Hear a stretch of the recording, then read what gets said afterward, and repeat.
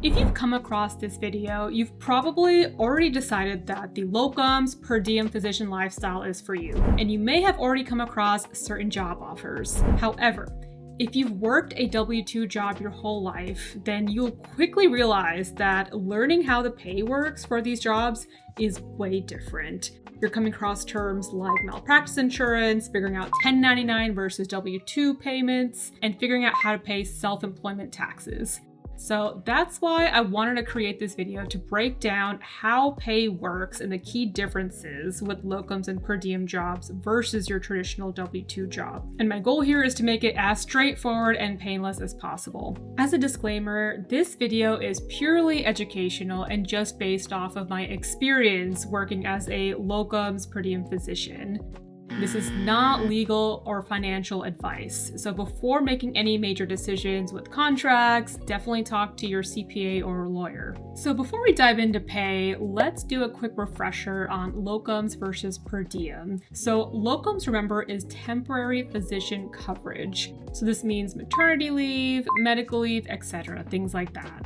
And so you may work through an agency or directly through a hospital or clinic.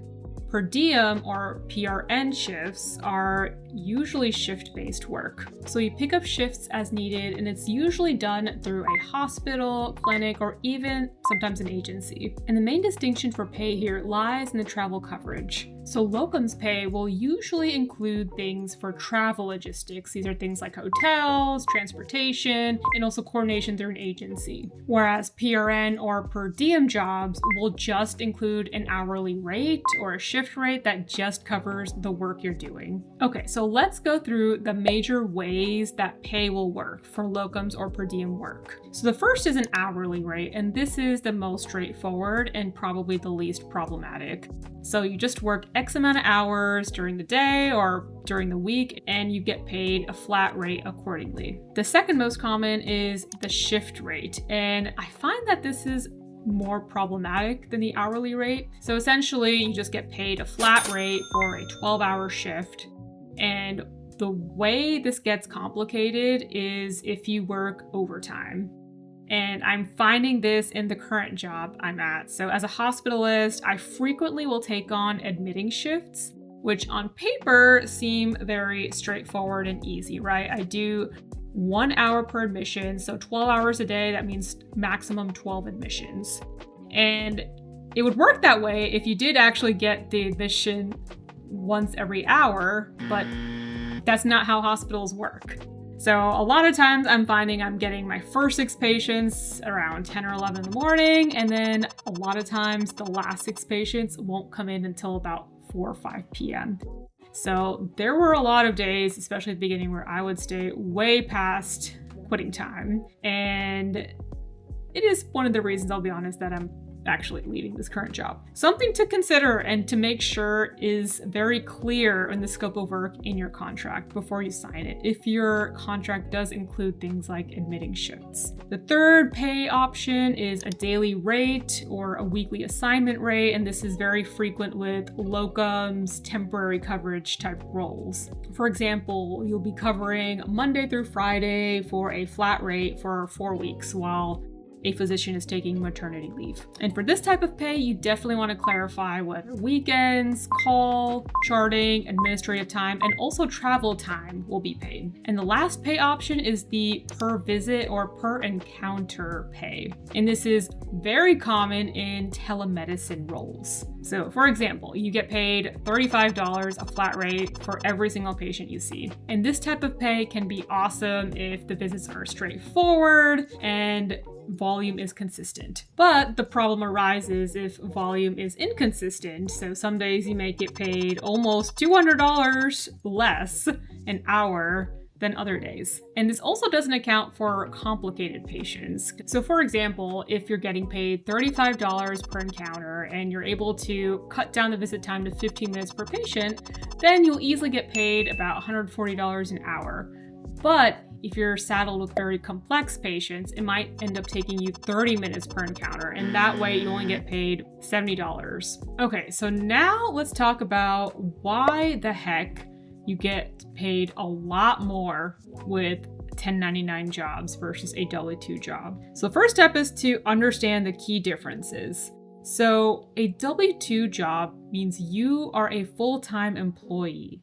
So that means when you get your paycheck, your employer has already withheld federal taxes and they've already set aside money for your health insurance, dental insurance, life insurance, disability, retirement matching, and not to mention paid time off and even CME money. So the money that you get from a W-2 job is money that you can freely spend and do whatever you want, right? However, a 1099 job means you are an independent contractor. So that hospital has hired you out to complete whatever doctoring tasks they want you to complete. And so your paycheck ends up being your gross income. And the biggest distinction is that you are responsible for setting aside money for paying your federal taxes, your self-employment taxes, and figuring out your own health and dental insurance. So in other words, getting paid $180 an hour for a 1099 job may not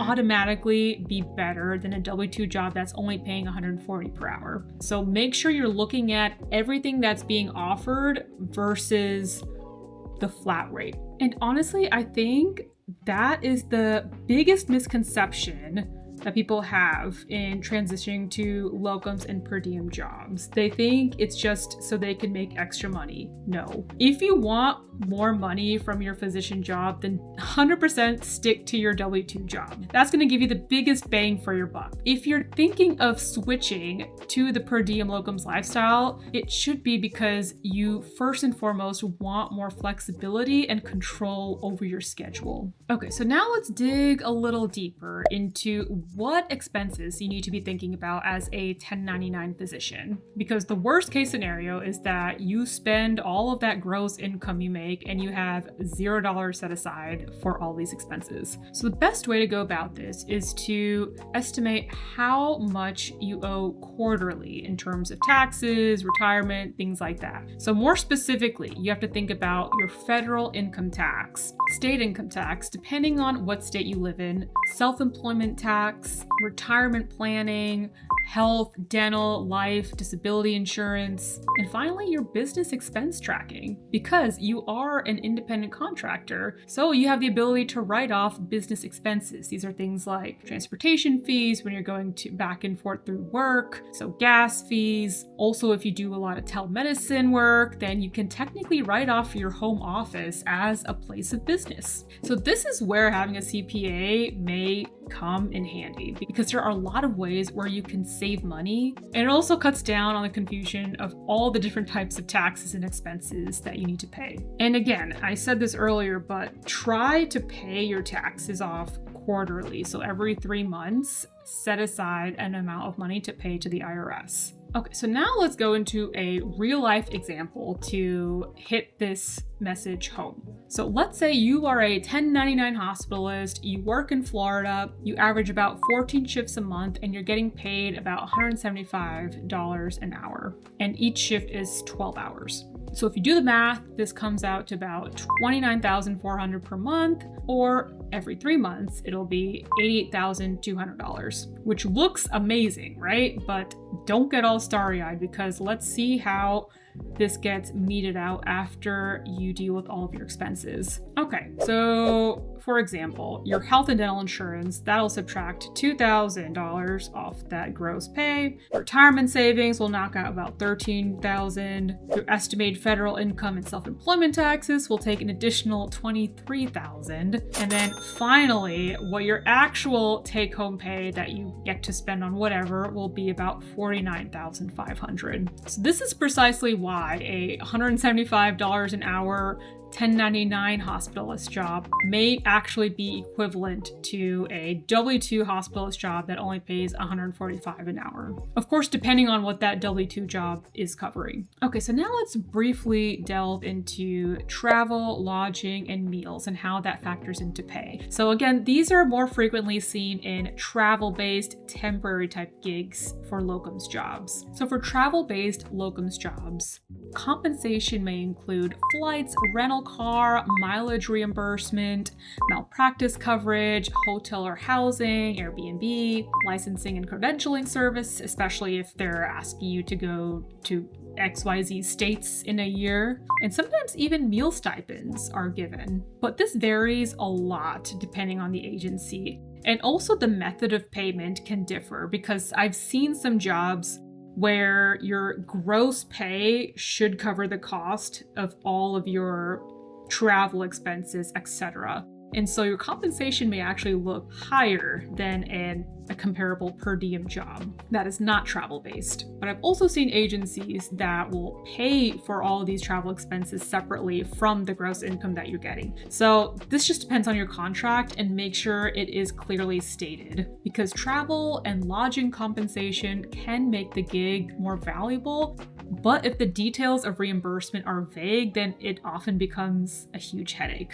Okay, so the last hot topic of the day is malpractice insurance. So I'm just gonna come right out and give y'all my hot take. Don't accept a locums or per diem job that does not cover malpractice insurance plus tail coverage. You know, the reality is no one likes to go into a job thinking they're gonna get sued. You know, we will do our 100% effort, we'll give it our best, but the reality is kind of bleak. We live in a day and age, and also in a country where medical malpractice lawsuits are extremely common. And if we don't have malpractice insurance, these cases will often go up to hundreds of thousands of dollars and often millions of dollars that are owed. So you need to do your due diligence and make sure you're protected. And don't underestimate the tail coverage, because this has happened many times with jobs that will just do malpractice but no tail. Because the reality here is also that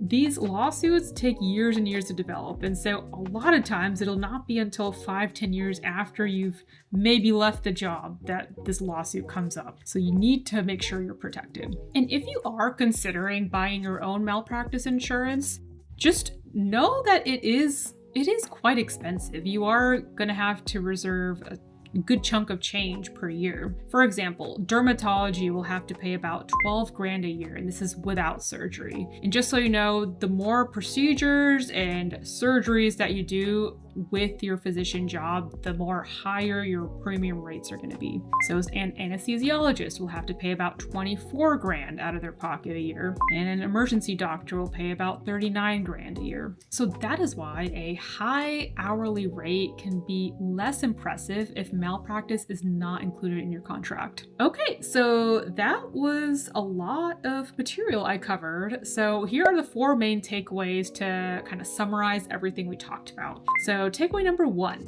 locums and per diem pay can be hourly, shift-based, daily rates, or per encounter rates. Make sure this is clearly written into your contract so there's no questions. Takeaway number 2, 1099 rates often look higher because benefits and taxes are often your responsibility. So don't go crazy and spend all of your paycheck, because you do have to set aside a good chunk of it to pay those expenses. Takeaway number 3, always clarify travel, lodging, malpractice, tail coverage, and payment and cancellation policies before you get into any job. And takeaway number 4, do not compare offers by gross hourly rates alone.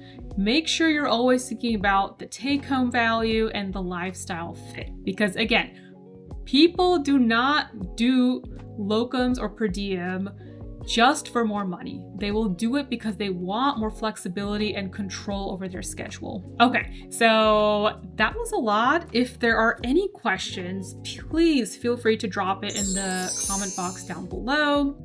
Otherwise, I am gonna put out one last video in this series, and that is all about contracts 101 with locums and per diem, how to spot a good contract, and of course the red flags to look out for. So keep an eye out in the next couple of weeks for that video if you're interested.